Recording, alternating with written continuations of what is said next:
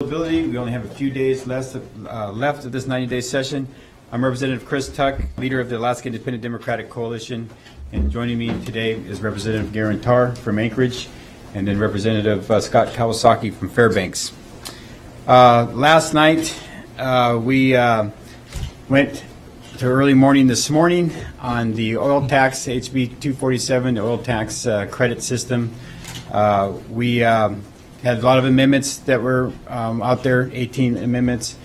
Some of them very close. One passed. A few of them passed, actually. Some that we support and some that we didn't support. But what is clear is this is key to having a fiscal plan for the state of Alaska. And when we looked at what we did last year, the oil industry was held harmless when we asked seniors and children and education systems and our marine highway system and everything else to take a cut. This is one of the largest budget items that we have, and we support Governor Walker in trying to do some sort of reform, and it's really disappointing to see how much that bill has changed over the committee process. And with that, I would like to turn it over to our resource committee member, Representative Geran Tarr. Good morning. I'm Representative Geran Tarr from Anchorage. Just want to spend a couple minutes sort of talking about where we started on HB 247 and what has happened in the Resources Committee and then got us to the Finance Committee and where we are today. The governor's bill was an important piece of an overall sustainable fiscal plan. It was about a $700 million fiscal note. It had many important provisions. When we spent 23 hearings in the House Resources Committee reviewing the bill, we really did a deep dive, talked to all of the industry folks, talked to our consultants. If you separate out Cook Inlet from the North Slope, it was clear from what our consultants said at the prices we have today that it's profitable, it's a good place to invest, a good place to do business. So it was clear that the overly generous tax credit system in Cook Inlet could clearly be reformed without harming the industry. On the North Slope, we have an unusual circumstance right now with a significant drop in oil prices to these historically low prices. And what led us to this place is that we didn't model these low prices during the Senate Bill 21 debate. We didn't look at anything below $60. We never really contemplated a situation where the three big companies, these multinational corporations with billions and billions of dollars of revenue on an annual basis, would actually have net operating losses. And that's where we find ourselves today. So I see the North Slope work is really completing the work on Senate Bill 21, if you will, because we didn't do the full range of prices that we should have, and now we're having these unintended consequences, unforeseen consequences, things not contemplated in the fiscal notes. So the legislative history is clear there. The House Resources version, sadly to me, was unrecognizable from the original bill. The fiscal impact was dramatically less, just really a few tens of millions of dollars in comparison. So when the bill left the Resources Committee, it was hard for me to see how that was part of an overall fiscal plan. It had shifted so significantly in terms of the role it might play. I'm happy that the House Finance Committee took up the work and did some pretty substantial improvements. I'm going to turn it over to Representative Kawasaki to talk about that. Thank you. Representative Scott Kawasaki from Fairbanks. And I appreciated the work that the Resources Committee did. They really looked at the policy impacts and the policy goals for an oil and gas tax credit reform bill. So, kudos to Representative Tarr for really staying on point in that. Finance Committee was really focused on the numbers. And when we saw a bill come over from the Resources Committee that instead of having $700 million of savings that the governor had in his first bill had more like $20 million in savings, the Finance Committee really took a deeper dive. In the Finance Committee, we were able to get a couple of amendments placed into the bill, and then ultimately, some of them were stripped out last night on the House floor. But I think it was a small improvement. It was an improvement where instead of saving $700 million, we're saving closer to only $40 or $50 million in year one and maybe $100 million in year two. That's a far cry from what the governor had requested, from what I think this caucus believes is part of a fiscal solution. And so I have some real reservations about supporting this bill. I was a do not pass at a committee in finance, and I have really reservations when the bill will come to the floor, maybe later on today. And if you will, state your name and affiliation as you ask your questions. Yes. Becky Bohr with the Associated Press. Talking about the fiscal plan, now we are seeing sort of the shades of some of the pieces. House and Senate Finance rolled out initial versions of a permanent fund plan yesterday. We're seeing how both sides are sort of treating tax credits at this point. In terms of negotiations, how far do you need to still push on some of these? What is acceptable at this point? What is not? Can you sort of talk about kind of what your chips are? Yeah, sure. For me and for us, I can speak on behalf of everybody on this one. This oil tax bill really is the foundation for everything else. And we simply do not want to see Alaskans pulling money out of their pockets or giving up their permanent fund to pay for the oil industry. And these are cash payouts that the state is making. We simply are not in the situation, we're not in a position to continue paying these cash payouts, these subsidies, huge subsidies to the oil industry, one of the richest, wealthiest industries in the world, worldwide. And here in Alaska, they've been very wealthy, very profitable up here. And so as we go forward, we're trying to minimize any draw from our savings account, and this is going to be key in making that happen. We have started with the question, when you look at the $700 million price tag, that's $1,000 for every Alaska man, woman, and child. And so can you take $1,000 from everyone's permanent fund and then pay the oil and gas industry that permanent fund check? I don't think that's a position supported by the public. And we know we're supposed to maximize our resource value, and that's where we're really starting from. And we should have done the work during Senate Bill 21 to look at the full range of prices.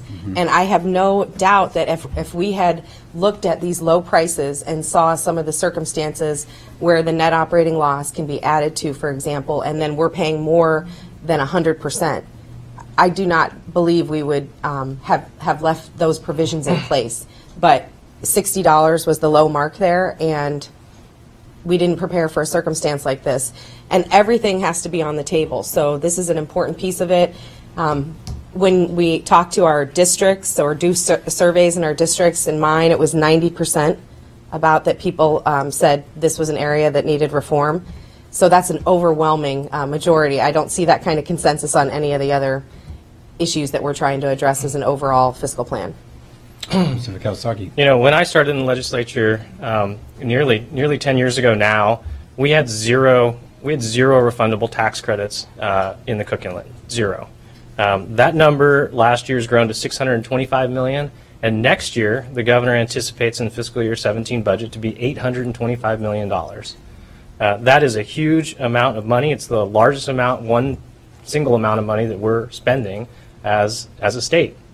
You know, we had a budget discussion recently. We had budget discussions on senior benefits, on things like heating and energy assistance for low-income folks, and those were called subsidies. And, you know, why is it an investment when it's the oil companies? Well, it's a subsidy to the oil companies, and we're subsidizing them to the tune of $825 million in cash payments next year, according to this budget. That's something that I have a lot of trouble with, while we're cutting those investments to our seniors and our investments to people that are low income and can't afford to heat their homes. Good morning, Nat Hers with Alaska Dispatch News. There was a hearing noticed for this afternoon in Senate Finance, House Finance, on a bill pending introduction and referral that looked like it would be a combination of motor fuel, fisheries, and mining taxes. If that sort of ends up being the package, a bill like that plus what you're seeing between the two chambers on oil tax credits and the permanent fund legislation, is that sort of a package where you guys would support it enough to be willing to vote to spend money out of the CBR? You know, I appreciate the concept of having everybody pay their fair share, but when you add all those up underneath the governor's proposal, that only adds up to about $67 million. We're still paying hundreds and hundreds and hundreds of millions of dollars in the oil tax credit system. So that simply will not fix the fiscal situation. We have to focus on oil tax credits first and doing some sort of reform on the oil taxes, because that's where Alaska's real wealth is. That's where we can really make an impact and make a difference. I just want to follow up assuming that the tax credit bills that are taking shape in the House and the Senate. I mean, the Senate sounds like there's probably more money that the state will get from that version in the next couple of years. But do you guys see? Are you going to be able to negotiate within the parameters that you want, based on the parameters that look like they're going to be set by the House and the Senate, or is there a way for you to negotiate outside of those boundaries if you feel like that's not enough? Does that question make sense? It all depends on the will of what the majority wants to do to work with us. We proposed a caucus of the whole beginning of session. We proposed Ways and Means Committee. We proposed sharing the responsibility and burden. But right now, things are just being imposed. Representative Kawasaki. Yeah, I was just going to reiterate that, this legislature had the contents of the governor's plans December 15th.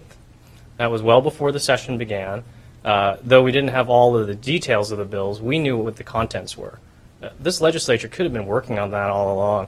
This caucus said we need to get together with the Republican majority. We need to sit down as a caucus of the whole. We need to hammer these things out at the beginning of session. At the very beginning of session, within the first week, we said that. We were, I think that a bill coming in the last 5 days of session, of which I just heard about myself, Nat, I think it's crazy. And I think we don't have enough time to vet it now. We should have done the work weeks and months ago, in my opinion. And to have this just come onto our table now and not really understand the ramifications of how it's going to impact hardworking Alaskan families across the state, I think is a real problem for me as a finance member and just me as a person and a representative of the people. Representative Tarr. Thank you. I would say just because you put the pieces in one bill doesn't make them all good ideas. If you just take the mining tax, for example, something that hasn't been addressed really since statehood, that was a very modest bill when it came into the Resources Committee in terms of the revenue. It was scaled back even more. So I did not support that bill coming out of the Resources Committee. There were a couple of provisions that we offered as amendments that were not included that could have made it a more acceptable reform. And the trouble you have with doing something insignificant like that doesn't perhaps get you the meaningful change that you need is that it makes it that much harder to come back in a few years if you need to. Because people say, oh, well, we just changed mining taxes. So if we're going to do something, we need to do the right thing now so that we don't run into those problems later. And I would say that, on a couple of these, it's not the meaningful impact that we're looking for relative to what the governor's proposal offered. Yes. Andrew Cameron, Alaska Public Radio Network. Representative Seaton introduced an amendment last night, Amendment 12, that failed 1919, and it would have reduced, I believe, it would have reduced production tax credits and made other changes. Would you support reconsideration and another vote on that amendment today? If we could get that into the bill, that would be a substantial improvement. It addresses not only some of the things in the governor's original bill, but a couple of the provisions of the underlying tax system from Senate Bill 21 that are problematic. That was a very difficult vote to watch, to be that close to making change like that and then have it fail. So if there's more support, we had all of our members vote for it, so I think at this point it's a matter of, are there any majority members that have rethought their vote and are willing to take that step and vote yes today? Or arrived after. Just one other thing. This caucus, the Democratic Independent Coalition, actually did have amendments tailored to the same changes that were in Representative Seaton's amendments. We believe those changes are necessary to make this bill a better bill. We withdrew our amendments and actually didn't introduce them because we didn't want, we wanted Representative Seaton to be the lead on that. It was a very close vote. It was a narrow window. I think that in order to make this bill a better bill, we have to see amendments like the one Seaton or our caucus had introduced in the first place. Good morning, Liz Raines with KTDA. The Senate has a version of the bill, and it zeroes out cook inlet credits by 2018. Is that a better bill? That one component will save the state of Alaska, but is it a better bill? It's not. There's other components we need to look at also. One of them being the net operating losses, the per barrel caps, the per company and per project caps. And there's other things that we need to look at. That's a component that I'm sure the speaker doesn't like because cook inlet in his backyard, but that will save us money on that component. And if you look at the fiscal impact of that bill, you'll see it's not very substantial because it really doesn't address the big ticket items with the net operating loss. And just one other point to make is that the bill does take out one of the important components, which is the cook inlet tax credits. The cook inlet tax credits have been called by our own advisors to legislative budget and audit simply a subsidy to the cook inlet region. So that is, that's an important thing that I think we should look at. Again, it's only one element of the bill, and I think the entire total savings in year one is actually smaller than the bill we have before us. And the cook inlet is responsible for about 50% of our cash payouts, and we virtually collect zero income from the cook inlet. Just a follow-up. Oil is the bread and butter of our state, and when the preliminary revenue forecast was put out, I asked Commissioner Hoffbeck, how can we continue to incentivize production, given these low oil prices? Can that happen with the governor's bill? And his response was, I hope so. Obviously, it's a very delicate issue. How do you strike that balance between short-term gains when the state needs revenue for the budget, and also continuing to incentivize production in our state for the future? Go ahead. Well, the governor's bill didn't make changes to the net operating losses on the North Slope, and it kept a net operating loss in the Cook Inlet. So that's how you continue to incentivize. And there's just different opportunities. Net operating loss is, the early stage development, the pre-production. Some people believe that's the better place to incentivize, and that's what a system like that does. On the other side of it, you saw the qualifying capital expenditures and the well lease expenditures in the Cook Inlet. Those are credits that companies that are even in production right now and making money are having access to. And what the governor did in his system is say, where the state of Alaska is going to participate, where we're going to be the co-investor, is in your early stage development. So those incentives remained in the governor's bill, and I think that's how you accomplish that. And I just want to add that under ACES, that's how we got new competition up on the North Slope. It's really new explorers and new finds that are going to increase production. The other companies are in a harvest mode, and when you're in a harvest mode, you pretty much capture what you can and give it, and then incentivize other areas. But we, underneath Senate Bill 21, new oil definition last forever. I mean, they never come out of being new oil, so we're giving breaks indefinitely for some of these new production that we hope to see online. And so, so things need to be restructured. Senate Bill 21 does not require the oil industry to reinvest in Alaska like ACES did. They were able to buy down significantly their tax burden by reinvesting in Alaska. Now we just hope that they invest in Alaska, because they can take that money and spend it anywhere. And let me just say, there were two very important amendments that were introduced by this coalition. We said that we need to know what kind of money, we're putting out $825 million in cash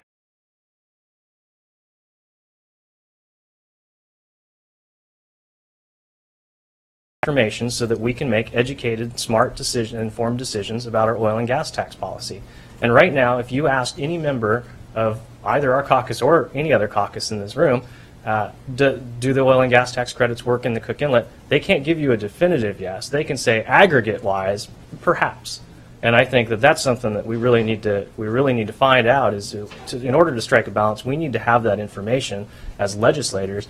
Our caucus said we need to have more clarity in what those taxes are going to and who's receiving benefit. And I think the taxpayers demand that information too. And it's silly to keep the blinders on as we pay out these big lump sums of money out there. We should know what we're getting for our money, and we should be able to get that information. And if they choose to not take tax credits, to withhold information, that's a fair deal. Becky Board, the Associated Press. Representative Tuck, early on you had mentioned about the tax bill being the foundation for everything else, not wanting to see Alaskans give up their dividend to pay for industry. If the bill passes as it was amended last night, what does that mean? Does that mean that your caucus will not or cannot support a permanent fund plan, a tax plan? How does this impact negotiations going forward? The permanent fund is the last thing that we want to affect. The first thing, of course, is fixing the Senate Bill 21 problem that we have. And so it all depends on how things shape up. There's a lot of moving parts in the middle of that. But that, including things that are in the budget, we got to look at it comprehensively. We got to look at everything all together.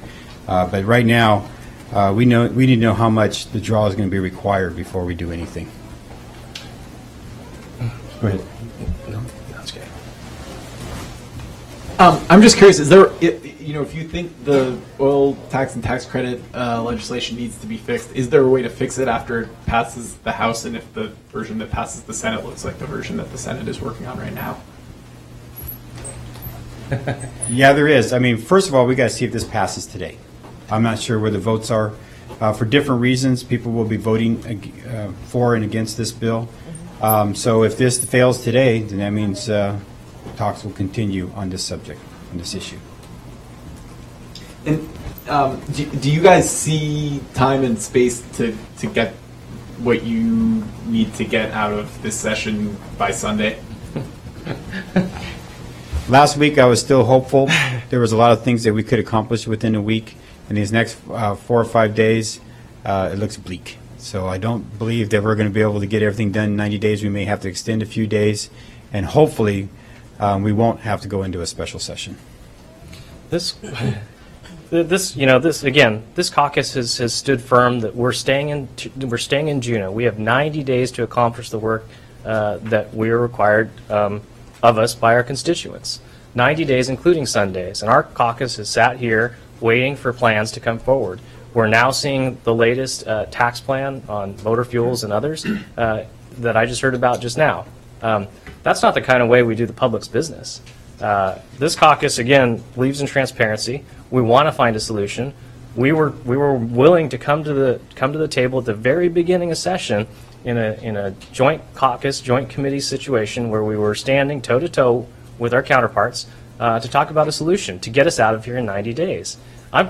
Quite frankly, I'm frustrated that we're here with 4 days left and we don't have anything of a comprehensive fiscal plan. The budgets have not been completed. The conference committee, I think, has only met one time so far. There's bills that are languishing in different committees, like the crime bill, which is an important step forward for members of this caucus, as well as the Medicaid reform and expansion bill.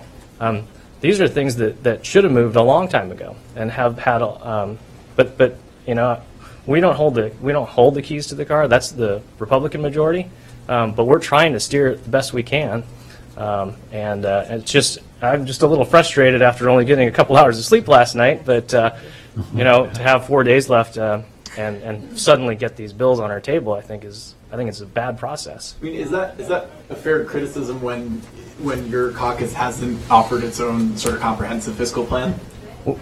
Well, we made it very clear what we expect to come out of this session. We've always made it clear, and we don't control the agenda. And when you have the Republican-led majority obstructing business by tabling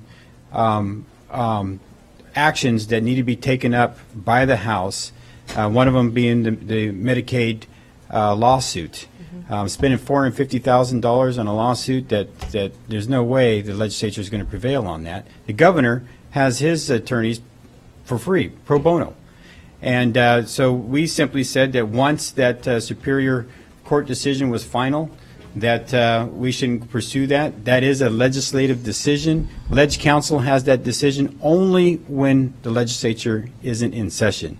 And for them to table that tells me they probably plan on having a Leg Council meeting once session's done, because the clock is ticking to when we can appeal to the Supreme Court. And they plan on probably taking it up when we're not all together.